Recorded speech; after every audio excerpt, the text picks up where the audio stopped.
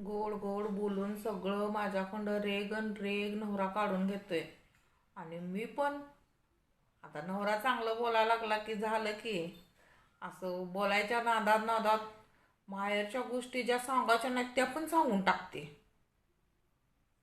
आणि घ्या की जेव्हा जेव्हा भांडणं होत्यात त्यावेळी ती सगळं टोमणे मग एवढे ऐकून घ्या लागत्यात मग त्याचे.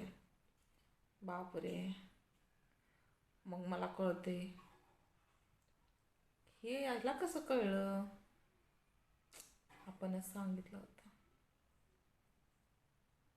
तुम्ही अशा चुका करू नका बाबा. लय बेकार आहेत नवरे. गोड बोलून सगळं काढून घेतील आणि नंतर टोमणे म्हणून ऐकवतील. काय खरं